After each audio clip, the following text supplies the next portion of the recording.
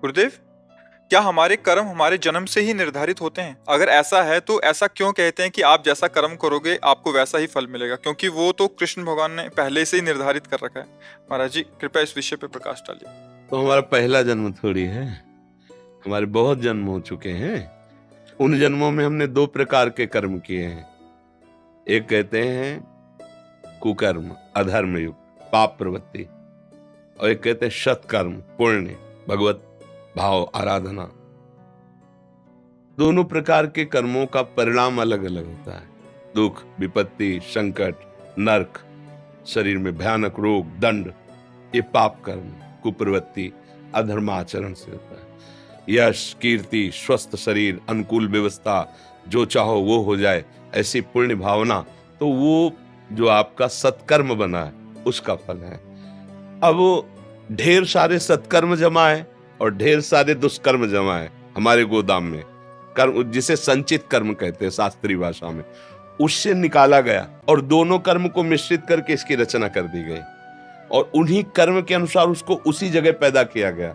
जैसा कर्म का हिसाब, मान लो निकृष्ट कर्म, पापाचरण अधिक है, थोड़े पुण्य है, तो मनुष्य तो बना दिया गया, लेकिन ऐसा बना दिया गया घृणित स्वभाव, गंदी आदत, बहुत नीच कर्मों में रत, ना कहीं सत्संग है, न कहीं स्वाध्याय है, न ब्रह्मचर्य है, न साधना है, बस वो खाओ पियो लूटो मारो, हिंसा, व्यभिचार, ऐसा।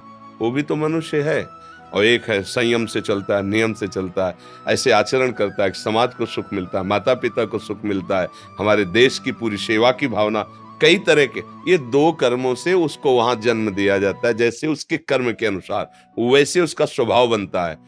अब इस परंपरा को हमें मिटाना है, ना हमें सुकृत ना हमें दुष्कृत, हमें अंतिम जन्म बनाना है अपना, कि अब हमारा अगला जन्म ही न हो, ऐसा हमें अब करना है। हमारे भाग्य में जो लिखा उसे हमें बदलना है। अब नहीं तो भाग्य में नहीं लिखा है मोक्ष, भाग्य में भगवान का दर्शन नहीं लिखा है, बस शुभ अशुभ कर्म, दुख सुख की प्राप्ति, और फिर नए शुभ अशुभ कर्म, फिर नया जन्म। ऐसा ही होता आ रहा है बहुत काल से। अब सत्संग मिला है, अब हम अपने को संभालें। भगवान का नाम शुभ अशुभ कर्मों में नहीं है, ये दिव्य है नाम, ये कर्म नहीं है, ना शुभ ना अशुभ, ये दिव्य है।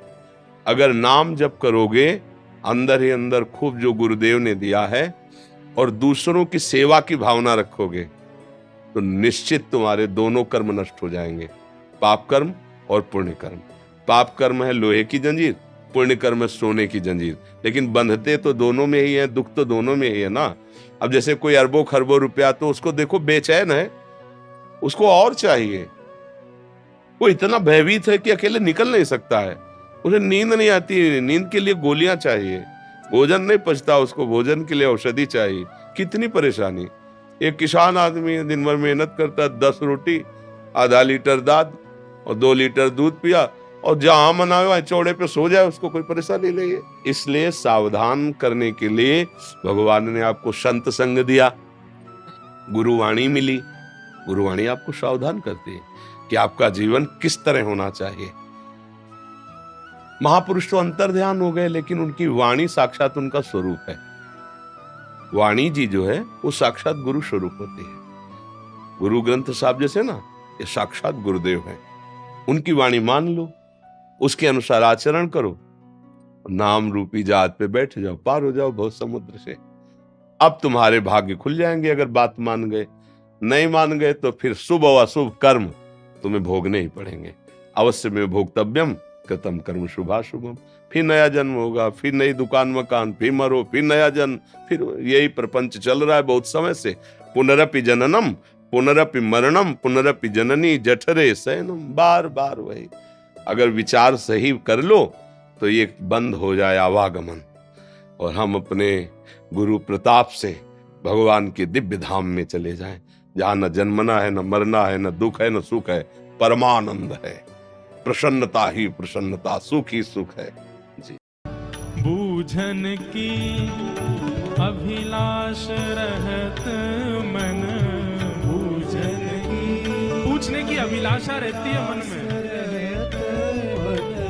बूझन की अभिलाष रहत मन, बूझन की अभिलाष सकुच लगत मैं नहीं मन ऐसो, सकुच लगत मैं नहीं ऐसो, सकुच लगत मैं नहीं मन ऐसो, सकुच लगत मैं नहीं। श्री राधा प्यारी तुम्हें लागत हूँ मैं कैसो, राधा प्यारी तुम्हें लागत हूँ मैं कैसो।